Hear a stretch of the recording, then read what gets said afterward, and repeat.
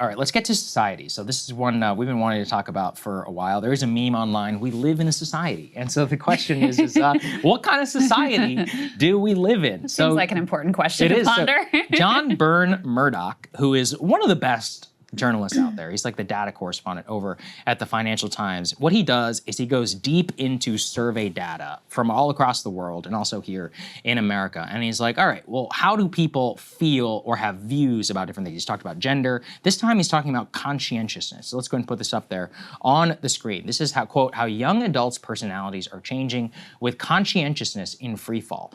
Quote, values as expressed at percentiles of the full population distribution from how it stood in 2014 to today. So what he demonstrates is that younger Americans, and specifically people 16 to 39, have had a drop in conscientiousness from 2014, which was hovering around like 45% or so, to sub 30, a dramatic and precipitous decline that includes both younger Americans and also 40 to 59-year-olds, so older millennials and Gen X. Boomers seem relatively flat. Neuroticism, however, has skyrocketed from above baseline in 2014 for younger Americans to sky-high levels of some 70%. Agreeableness has actually, again, amongst younger Americans, was already below baseline, continues to go down. And then similar dramatic drop in extroversion, actually, amongst all three age groups. So that is the COVID effect, that's technology. All of this together really just shows the consequences of people increasingly spending the vast majority of their time on the internet. And let's go to the next one, please, shall we? Because you see this actually in the way that it's expressed in social outcomes. So here, for example, you have people making plans and following through.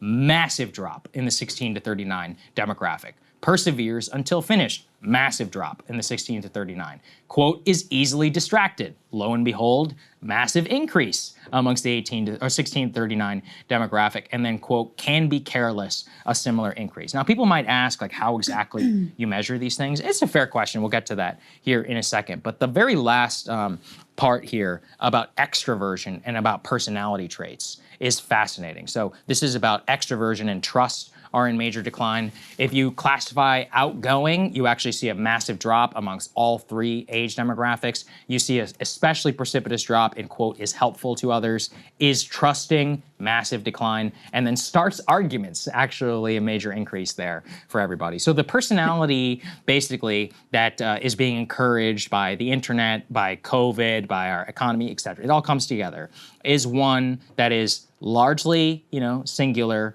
alone, spending a lot of time on the internet. In the neuroticism, you can see, getting things that are kind of bad for your psychology and for your worldview served to you on an algorithmic basis. And then one which does not encourage social contact and specifically like good relations interpersonally. And I think that's probably the most important social story of the 2020s. Gasoline poured on the fire by COVID and the social isolation. Yeah, I think that's right. I think, to me, the internet is an accelerator of trends that were already pre-existing. Because if you look back, bowling alone, right, is the perfect example. Was that written, 94? Early 90s, yeah. And Robert Putnam took a look at all of these metrics. I really still recommend that people read that book. It's a great book. Because it documents pre-internet how we were already coming apart in these ways where civic associations and community participation and the way we participate in politics went from being, in-person, collective to individualized and increasingly sort of on the sidelines, right? So that trend has just been accelerated and lit on fire by the social media age and our ability to, be completely alone and still have this semblance of like we're doing something, like we're connecting with people, but we're not really connecting with people. And there's some more stats to back that up that we'll get to in just a moment. I think it speaks to a lot of things. I think it speaks to, that is sort of the underlying ideology. Not sort of. It is the underlying ideology, really, of our entire system, this very individualistic, neoliberal era view of like yourself and your rights and, your aspirations and your goals first. And so when you have that in the bloodstream of society for years and years and years and years, no one should be surprised when it's expressed in these sorts of outcomes. I think it also is a reflection of people sense that the collective projects we've tried to engage in have sort of failed. Ryan and I have talked before, I think we've talked before too, about how there are echoes of the early 70s when you had these big social movements in the 60s. There's the sense that they don't amount to what they wanted them to amount to, and everybody, instead of continuing to engage in these collective projects, then a lot of the counterculture gets subsumed by mass media, by mass advertisements, and people go back to the land into these little individualistic, like, let's go live on a commune project. And you can see echoes of this and, like, you know, there are similar sort of like back to the land, mostly on the right, actually, movements. Maha is Maha is like an expression of that. Instead of, we're not going for Medicare for all anymore. Now we're just going to try to do these little individual changes. We're going to go into the like health influencer culture and make it all about the individual pursuit of, okay, well, what can I do since these collective pursuits have largely failed? So I think that sort of dovetails into these statistics as well. But, you know, it's not good. No, it's bad. Trying to raise kids and you being a new dad, you look at these trends. And, you know, I listen to like some of the content that, you know, my son in particular is consuming on YouTube, and it's like, this is really pushing us in a very atomized, divided direction where you really don't even end up with a society at the end of the day. It's crazy. So I read a lot of books about early Washington and about how it all worked, and even early social life. The amount of socialization that people did back in the day is crazy. I'm talking about 5 to 6 nights a week, which I can't even imagine right now having to host this show. But apparently the predecessors of the 1950s and 60s, they were hanging out all the time. Yeah. And in fact, what you had was a scenario where the television, yes, it existed, but it was just 3 networks, and the nightly news was only 30. Can you imagine all of the news in the world delivered in 30 minutes? So you had a lot of time to fill your day. People read a lot more, and they also just talked a lot more. They would come together. People played cards. Bowling alone is a perfect example. But socialization was massive, and also intra-socialization in different neighborhoods. I literally don't even know my neighbor's name. I don't know him. But, I mean, he doesn't have any children, so it's like, well, do I even particularly need to know who he is? And then most of them are actually older. They're all like 65 plus. But my point broadly is just that you don't really have a scenario where you have like either forced or encouraged social norms around polite conversation, around getting people to know each other.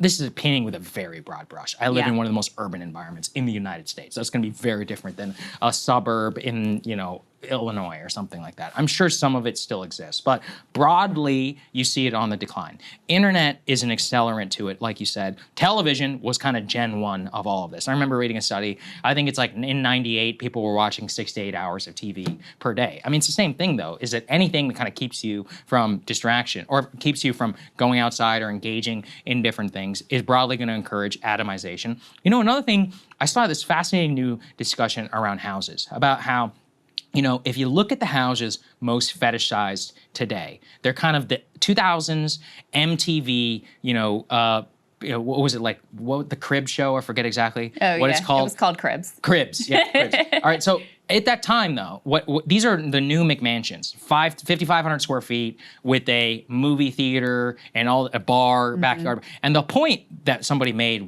is that as America becomes more isolated, people take all the old social experiences and then want to put them in their own homes so they never have to leave. Yeah. I was like, wow, I never thought about that. But it actually seems very true, is that we're taking all the stuff that people used to do on the outside and basically trying to put it on the inside. I understand on an interpersonal level why you may want all that, because you don't want to leave. It's kind of annoying. Especially, it's also very expensive. But that's my point, is just that like the culture is moving much more away from polite conversation, from engaging in society. And of course, the economy has a huge part to play in it. I was actually looking at movie ticket prices. It used to be quite affordable back in the 70s and in the 80s. Nowadays, forget about it. What is it? $15, $20 just to see a single movie on top of popcorn or any of those other luxury things. movie experience. Yeah, where they, Alamo Draft House and all very that. nice. Yeah, it's nice, but also very expensive. Exactly. When I was a kid growing up, we actually had a dollar movie theater, maybe 30 minutes from my house. And it wasn't the new movies, but it was like, ones that were like a season behind, and that's where we always went. And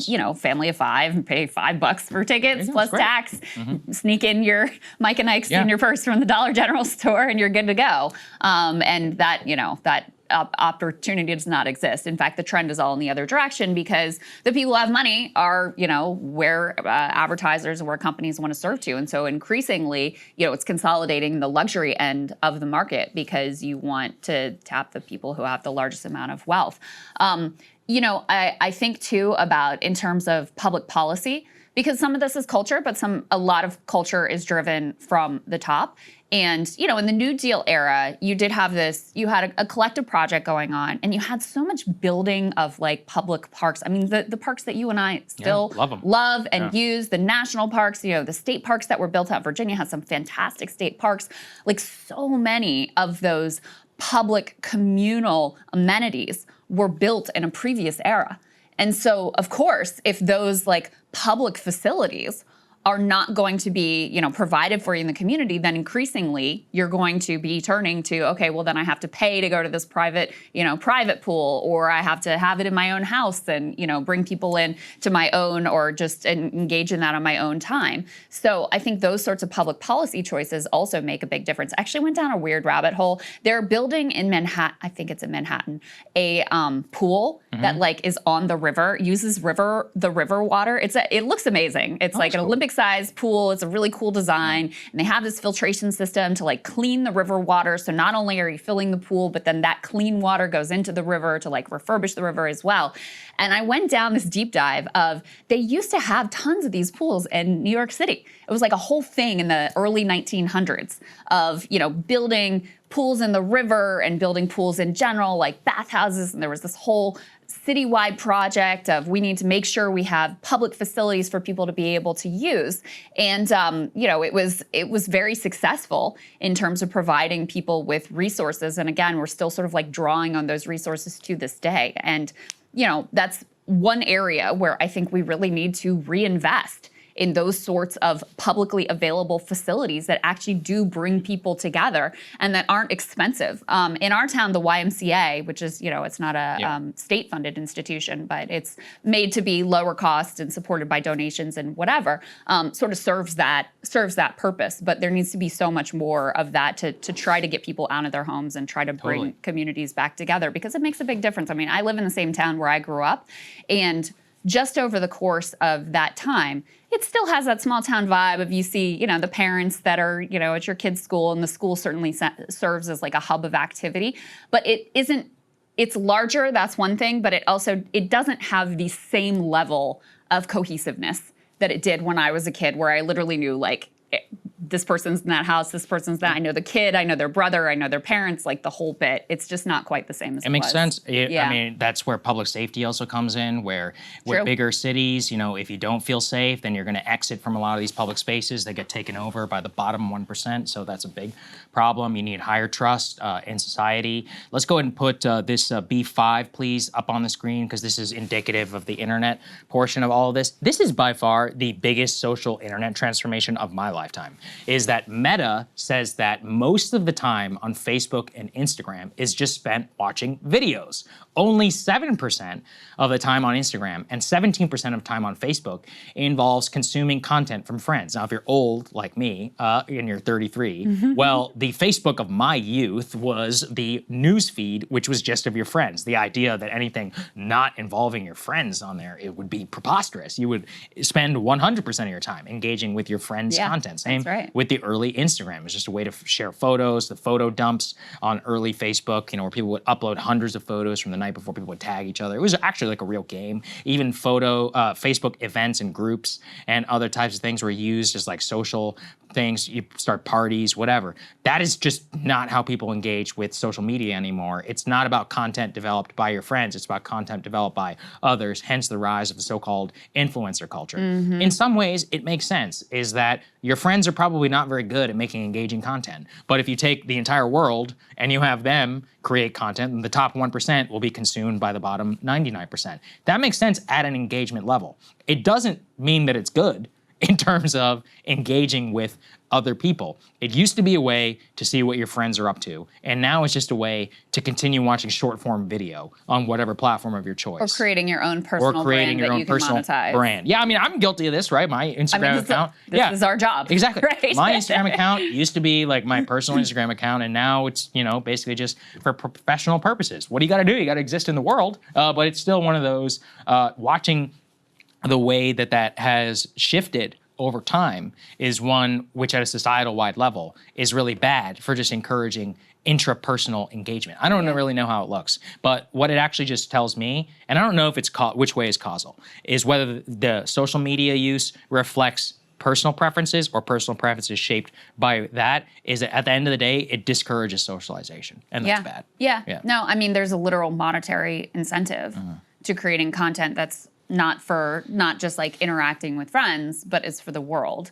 And, those incentives are created by the platform, but I think also as an expression of this increasingly individualized society and obsession with individual pursuits that, the personality trends reflect as well. Totally agree. Hey, if you like that video, hit the like button or leave a comment below. It really helps get the show to more people. And if you'd like to get the full show ad-free and in your inbox every morning, you can sign up at breakingpoints.com. That's right. Get the full show, help support the future of independent media at breakingpoints.com.